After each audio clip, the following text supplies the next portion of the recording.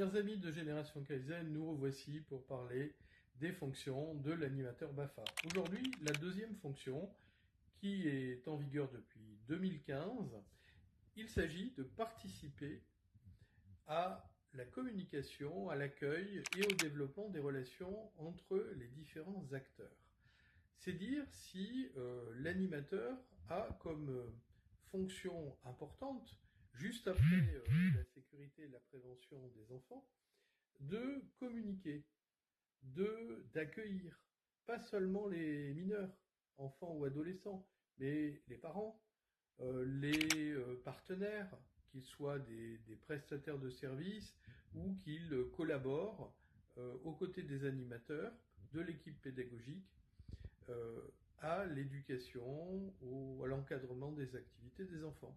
Alors, on voit très bien que en accueil de loisirs, on va être très engagé dans le dialogue avec les parents.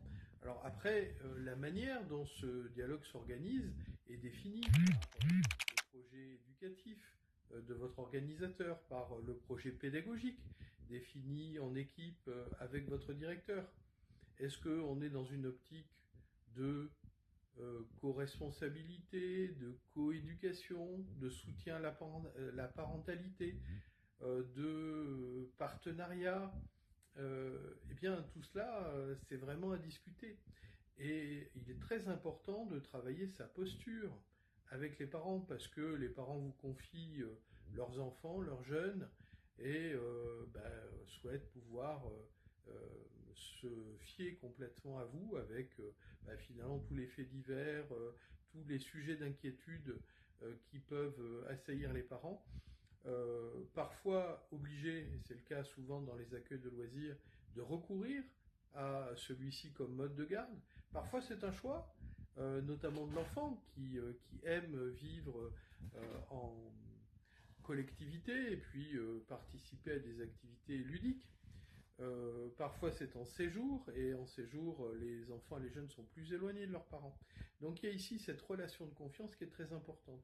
Et puis il y a les autres partenaires, en périscolaire il y aura les enseignants, il y aura aussi le personnel de cuisine et d'entretien, il en est de même dans les séjours de vacances, ou ce qu'on appelle encore les colonies de vacances.